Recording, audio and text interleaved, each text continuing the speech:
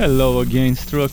Today I'm bringing you another build video for Torchlight 3's early access phase, and this one is for the Forged and the Bane combo. I decided to call it the Mechromancer Forged Bane build. We're actually only summoning 6 automatons, and I wish Poison Dart would summon some more of those when you cast it and when you have the white mode. And for those of you who want to skip to certain parts of the video, there's timestamps in the description, so you can just skip ahead to whatever you want to see specifically. Keep in mind I'm playing on ridiculous here, but I am like level 56, 57, 58 throughout the footage that you would see in this video. And when I show you in the next segment the skill points allocation, the last 2 points which I did not have are actually spare points, points where everyone's free to spend them however they want to. 58 points is all I need to get my core and main skills I want for the build. The last 2 points are just spare points. So you can see the build is pretty fun. Actually, I did not expect this weird synergy of the Forge that doesn't have as many summons together with the Bane to play out this nicely. Maybe because I'm using some of my favorite skills, which are Vortex Bomb and Cyclone Mode. Maybe that works very well. And the build can stack a ton of defense. And even stacking a ton of defense, which is 50% from power projection, 50% from poison nova, and 50% while Miasma is active, even with that much defense and getting my resistances to like 60% poison, 70% poison, 80% poison resistance, and the 70% damage reduction from fighter spirit and vortex bomb tier 2, even then certain things can kill me super quickly. Before I can even react from the poison, acid and enemies, I can get wrecked. So certain things really need to be rebalanced to make playing melee builds a little bit more fun, and hopefully that happens. Now let's show you the skills first. And here we are at the skills segment, where I'm going to talk about what skills I've selected for the build and at what levels and why, as well as some alternative options. So you're probably noticing that on the barrage side of things I've only got a few skills, but before I move on to explaining more, first keep in mind I'm wearing 3 pieces of the Mountain King. One of those is the Mountain King helmet, which gives me +2 to bro skill levels, and then in my Legendarium I've got the Mountain King's cuirass, which gives me +2 skill levels to barrage skills. Now that we've gotten this out of the way, keep in mind everywhere where it's a barrage or a bro skill 3, it would mean I'm getting 2 extra levels other than the numbers you're seeing. So this one is 4, but actually 6. And this gives me the tier 2 bonus, which gives me 25% damage to vent skills. This is not an active skill for us, this is just a skill as a passive that gives us 25% extra damage to vent Vortex Bomb. Poison Dart, another skill that we're not using for damage, even though it does damage. We only care about the poison. This lets us poison enemies without needing to get a chance to poison in our gear. It's pretty decent and synergizes well with Bane builds. Now Sonic Pulse is something you could either keep as a 1 point or as a tier 2 with 4 points invested to get the level 6, or you can max it out if you want shorter cooldown on it. It's entirely up to you. More about that later in how you can rework the skill points. Now moving on to bro. Main sources of damage would be Vortex Bomb and Cyclone Mode. Cyclone Mode to build heat, Vortex Bomb to vent it. The tier 3 bonuses of both skills are pretty nice, and so are the tier 2 bonuses in tier 1. Rapid Strike makes either of those skills stronger when it's at tier 2, and the Rapid Strike tier 2 gives us +20 bro skill damage, and then Ramming Robot is just for mobility. If you want, you can even put more points into this for more damage to relic skills to get the tier 2 bonus. It's entirely up to you. Again, more about flexibility and different setups later. Power projection, another skill that is great as a 1 pointer, but if you want you can put 4 points and get the tier 2 bonus. if you want more block chance. Keep in mind block chance is capped at 40%, and this can give you, I think, 40 or 50% block chance, because it seems to stack, or at least it used to. I haven't tested this in a long time, the tier 2 power projection, but last I checked I could get 4 or 5 stacks of 10% block chance, which caps me at 40%. Then Vent Fracking Strike is amazing for this build. It gives us, as a tier 2 bonus, as a passive only skill, not an active skill, 10% to all forged skill cooldowns, meaning Bro and Barrage, not the Bane cooldowns, which is great for Vortex Bomb. It makes it go down to 3.6 seconds, which is amazing, there's options, for example, if you really need more crit chance for Bro skills to get servo driven uppercut tier 2, but I don't think we need it, especially when wearing the Mountain King gauntlets, and especially if we include deadlier strikes from the pet. Now let's move on to Bane. I've maxed out Miasma and Arachnid Assault. Arachnid Assault is completely optional, and if you need more points, you can just go for tier 1 here. Tier 1 here is pretty decent as well, but when you max it out, first you get more damage. For the skill second, it has a very nice synergy where when you activate Arachnid Assault, it shoots big spiders in every direction, and then those big spiders explode into small spiders that also shoot in every direction from the center of the big spider where it exploded. So if you want save some points and then just only invest 3 points here rather than 10, and that's 7 points. 7 points that you can either invest into 8-legged allies, maybe get Poison Nova upgraded if you want it, or maybe invest into Sonic Pulse to get upgraded to tier 2, or maybe max it out. That's exactly 7 points here. You can even try upgrading Poison Dart, but again, we're not using this for damage unless you are. More about that in the gear segment, how you could use Poison Dart for damage by swatting in the Legendarium the Unstable War Arm, or having a high level Unstable War Arm.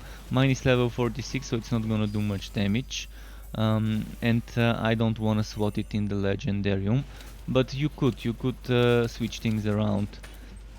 So another place where you could spend the points, as I said, Power Projection, Ramming Robot, interesting choices where you can put some more points into, regardless whether it's for the tier 2 or tier 3 bonuses. 7 points from Arachnid Assault are great to give you some flexibility. Other things you could remove, if you want to keep Arachnid Assault at level 10, you could downgrade Energizer, or if you don't want to focus on pet damage, you can remove Puppet Master. That's only 25% damage for the minions. We already get 25% damage for us and the minions, and another 100% damage for the minions from Miasma.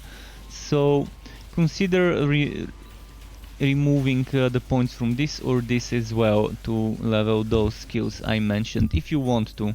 Keep in mind the returns for those 3 points to get 10% relic energy charge are not the same as putting 3 points into Energizer to get 15% energy recharge rate. So if you only want to invest into Sonic Pulse for the relic energy recharge and not the cooldown reduction, which I think is the better thing to want from this skill, the cooldown reduction rather than the recharge, then if recharge is all you're after, invest into Energizer. Otherwise, of course, it's worth it to put points into Sonic Pulse for the cooldown. So now that we've gotten this out of the way, maybe let's talk about the Legendarium. My ideal combo would be Mountain King's Cuirass, the Blight Maul, so that Poison Dart shoots 2 additional bolts that can spread. You can see I just hit my dummy with 2 and the other one went forward, so let's show you how it works. See, that one went over there. So I think it's fun to have 3 instead of 1 Poison Dart with Blight Maul, but it's completely optional and just a personal preference of mine. You can remove it and empty a slot, and then maybe swat the Unstable War Arm and then use strong cannon with decent damage. and maybe chance to poison, because you're gonna be probably whacking some poison, but you can still poison even with just one poison dart, it's still gonna work. So mounting King Cuirass, White Maw, Arc Powered Shoulders is my preferred choice, but White Maw is something you can switch, or Arc Powered Shoulders is something you can switch. More about what gear to wear in the gear segment, but you definitely need 3 pieces of the Mountain King set, and those are the 3 I would suggest myself. But you can swap something in the Legendarium and replace it. For example, replace this with the Arc Powered Shoulders, swap this in the Legendarium, and then maybe wear something that is not the Mountain King wheel. Anything but the Woku Motion could be good. So probably a hatch. A hatch won't be bad, but I still would suggest just going for my ideal setup for the synergies. Now for the pet skills, I always go for Deadlier Strikes, Healing Friendship, Battle Cry, and maybe either Immobilizing Strike or Screeching Stun, or even Necropupper. Necropupper, if it worked, it would have been nice, but it doesn't work right now. So I'm waiting for it to get fixed, and then on summoner builds like this I wouldn't mind using it. Another thing I forgot to mention about the Legendarium is the Bonerazor, if you want to go for more summons. Equip the Boneblocker like I have right now, and then put the Bonerazor. So that's optional, but it's nice because you can get another 3 skeleton warriors, and you can empower the Boneblocker, and then get another 4 skeleton archers, and that's not bad. That's a little bit of extra DPS you can get. So back to the pet skills, just quickly to wrap those up. Deadlier Strikes might be a little bit of an overkill because it gives you 15% crit chance, and this gives you 20 crit chance with the set bonus when you vent 75 or more hit, and the limit is 40. So if you have crit chance from gear, if you for example decide to not go for one-handed and a shield, maybe you want to go for two-hander, something like, let me show you a decent, not perfect but decent two-hander, so you have some sort of an idea. If you go for something like this, that's like almost 15% crit chance. You can get crit chance from the helmet and from Woku Motion, and that's gonna be more than 20. And with that 20 you're capping at 40, that means you wouldn't need the 15% here. And I would suggest experimenting with either movement speed or even the defense. The defense is great because with this build you get 50% defense from power projection, 50% defense from poison nova, and 50% defense while Miasma is active. If you stack that with the pet defense from defender aura and maybe from defensive posture, then you can have a ton of defense, a ton of survivability, maybe something that might be good for pushing the higher stages of the Fazier. That wraps up the skill segment. Next I'm gonna talk about the gear. And here we are at the gear segment, where I'm gonna show you some of the items I prefer wearing for this build and talk about some of the affixes I would suggest to go along with those items. First of all, I would like to mention that probably the best in slot cannon, even if it's level 1, would be Unstable War Arm. This is a weapon damage build, so it does not need cannon damage, it does not need cannon crit chance, it does not need cannon crit damage, it does not need extra shock bolts on cannon, but it does benefit from those however. So if you get an Unstable War Arm with relic energy generation, relic energy cost reduction, and other utility skills that are not only beneficial to the cannon but to you as a general, then it's gonna be great. And again, you're not gonna be using the cannon for damage because you're not using poison dart for damage, you're using it to poison the enemies, so we can proc certain things from the Bane. But if you can get a high level Unstable War Arm, of course it's better.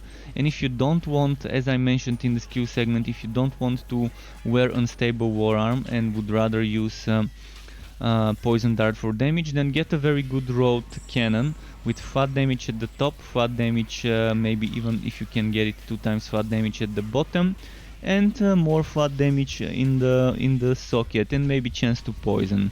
that would be great. But if you get something with chance to burn, it's not bad. You could consider investing into Furnace Blast tier 2 for damage to burning enemies if you get chance to burn on a weapon or on a cannon or on both. But yeah, for me best in slot would be Unstable Wararm, so I don't have to slot it in the Legendarium. For the weapon, you could go for a one-handed and shield, one-handed and focus, or two-handed. If you want two-handed, something like this is not bad.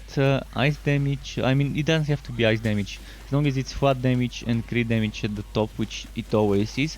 Then at the bottom 2 times flat damage, and then either crit chance or crit damage, and then another flat damage at the bottom. So I don't think you can get 3 times flat damage in the middle, but you can get 2 times.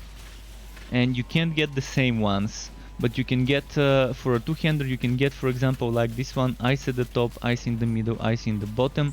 On a one-handed weapon, you cannot get ice in the socket if there is ice in the middle. Because in one-handed weapons, you cannot get a repeat of the same affix. And the sockets somehow count towards those. But something like this is a great example of a one-handed weapon.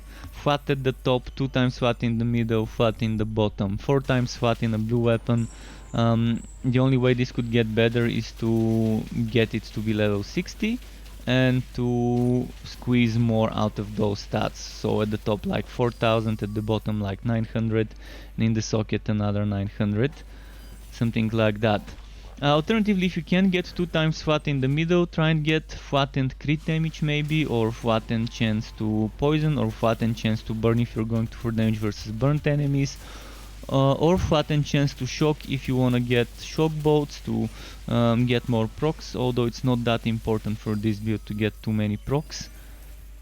And then for the shield, if you want survivability, and this build goes very well with stacking defenses, shield is great, and the Boneblocker is an amazing choice.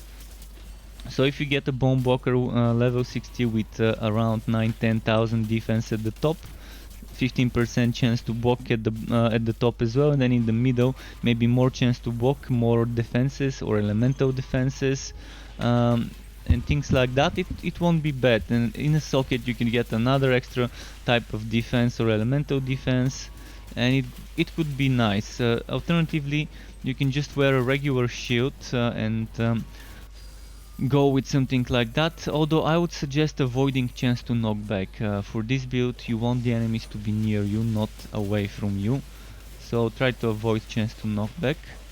And that pretty much is it for the main hand offhand combinations. If you take an offhand focus, I wouldn't suggest going too much for the damage, because a focus item is not meant to be for you being glass cannon. If you want to be glass cannon, take a two-hander. If you want to survive, take Boneblocker. If you want utility like heat dissipation, which I think works against this build, heat dissipation, you don't want heat dissipation. You want to be building heat quicker so you can Vortex Bomb quicker. But yeah, if you want heat dissipation, there's focus items, and there's things like damage to Vortex Bomb, which you can get, so maybe some flat damage and damage to Vortex Bomb won't be a bad choice if you really want to experiment with something like that. Another build you could try, if you get 3 items with faster cooldown to Vortex Bomb, you can get Vortex Bomb to around a second and something cooldown, and then use the Mountain King's Wheel, and then you can just spam Vortex Bombs, because whenever you vent you get 50 hit, and you can just keep Vortex Bomb, Vortex Bomb, Vortex Bomb. Doing Vortex Bomb would give you 50 hit, which is enough to do another one. You can just do it, but keep in mind, if you're spending 50 hit, you're not gonna be proccing this. So you might do Vortex Bomb, build a little hit to get 75, and then Vortex Bomb. But in order to do that, you really need to min-max the build, and you really need to get 3 equipments with faster cooldown for Vortex Bomb, which would be very difficult. So that's another build for another time, but I wanted to mention it as an option. You can get damage to Vortex Bomb on hatches as well. In fact, I'm wearing one that's arc powered. And this brings us to legendary items I would suggest wearing. The arc powered hatch is amazing, especially when using a shield. It just goes very well with us. With the setup, 10% chance on block to zap nearby enemies, dealing 250% weapon damage. It's not a must-have item, but it's definitely a nice item to have there. If you want to empty a Legendarium SWAT, you can SWAT the Mountain King Pauldrons here maybe, and wear a Mountain King's hatch. And even though it's shitty and you don't want a Mountain King's hatch in this build, but that's an option. And then you can put the arc powered shoulders here. Let's say you don't have good Mountain King Pauldrons, very low level ones, but you've got decent arc powered shoulders that are like level 60 or 50 something that are better than the Mountain King ones. You just want to equip them. Well, then you can equip them, you can switch things around, but if you break the set, the hatch is probably the best thing to equip. Because on a Woku Motion and on a chest you can get flat damage, and I would suggest going for blue Woku Motion and blue chest. The only reason when you would want to be going for Mountain King's Wheel is if you're going for that Vortex Bomb spamming build, or if you don't use Vortex Bomb but rather use Fracking Strike.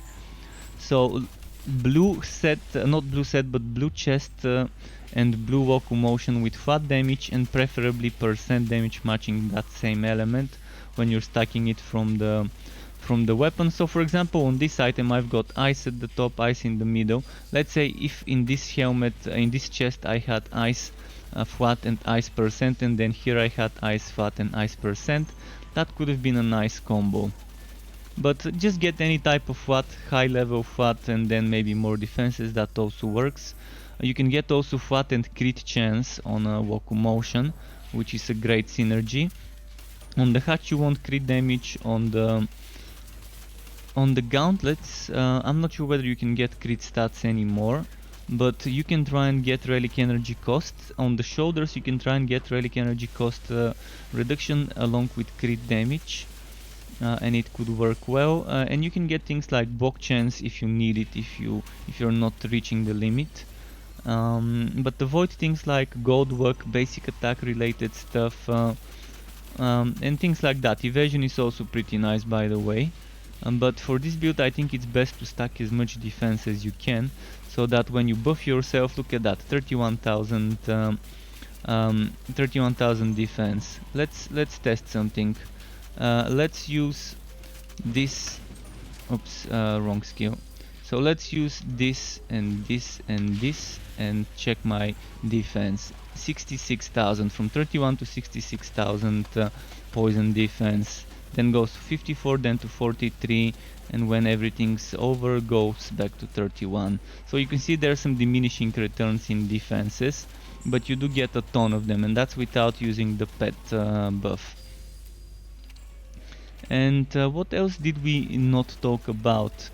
Oh, the helmet. The helmet can give you crit chance, and avoid heat dissipation. I would say avoid heat dissipation, try to get crit chance and maybe +1 to a skill level of a skill that you have more than 1 point invested into, so that you can remove the point and then put it elsewhere. And maybe more defense or block chance or evasion, things like that, you know, the typical good defensive stats. Other than that, I think we're done and we can talk about pet items. The ideal neckband would be the Dryad neckband, and I can't show you that right now, so I'm gonna go and show you the Dryad neckband here. On pet hits, recover 3% HP for both you and your pet. You would want stats like faster cooldown for pet active skill and maybe attack speed for the pet. Chance to poison is not bad, but it wouldn't be that big of a priority now that we're using Poison Dart. Then another thing that you can get that's very great for the pet tax would be either, if you notice the pet dying a lot, get Phoenix token. The Phoenix token is great because it resurrects your pet faster, so it returns faster from fleeing. it looks like this. Where is it? Pet returns from fleeing 90% faster. Then if you don't need this, if you wanna be farming quicker and sending the pet to the town, rapid bartering. Otherwise I would suggest invigoration as one of the bases, and then another base could be the Ancient Ones token if you want more summons, more minions, or alternatively you can get one of the immunities, or even get something like the Clockwork or Inferno tokens for more damage, for more novas, although it's not a must-have for this build because you're not making a proc based build here. And that pretty much sums up the gear. Let's show you some more gameplay footage next. And here we are at the gameplay segment where I show you a little bit more of the build in action and talk about how I use certain skills and why. This is actually not that difficult to play of a build. There isn't any rocket science behind it. So you're just building heat with Cyclone Mode, venting with Vortex Bomb, moving around the map, escaping danger or getting into fights with Ramming Robot, Sonic Pulse before the fights or whenever it's ready, to make the enemies vulnerable so they can take more damage. And when you need defenses, you can use Power Projection and Poison Nova, which are on cooldown. Power Projection actually costs heat, which makes no sense, and I think it would be better to remove the heat from that skill, but that's a discussion for another time. And you can also use Miasma for more defense when you have energy. And whenever the big spider Arachnid Assault is active, use it. When you max out Arachnid Assault, it looks so awesome to activate it. It shoots a ton of spiders in every direction, not every, but in many directions, and then from those spiders, at the end of their trajectory of their lifespan, they explode, and there's little spiderlings shooting as projectiles again in different directions. So it's pretty fun, it's pretty nice. And I really love that. And you can also use Poison Dart to poison the enemies, so you don't have to stack poison in your gear. So just make sure to avoid certain things, because even with a ton of defense you can still die easily if you're not paying attention, because some things are just overpowered in this game on the enemy side of things, regardless how much defense you're stacking. But yeah, if you stack a ton of defense from gear, this can boost that. There's diminishing returns, but it still is worth it getting all those 3 buffs for the defense that this build can offer. Forge plus Bane is definitely the weirdest synergy out of all class and subclass combos, out of all 20 combinations, and I was planning on making it Wast, but I decided to leave the Snowstorm, Realm Master and Forged for Wast when it's fixed. So this pretty much sums up the build.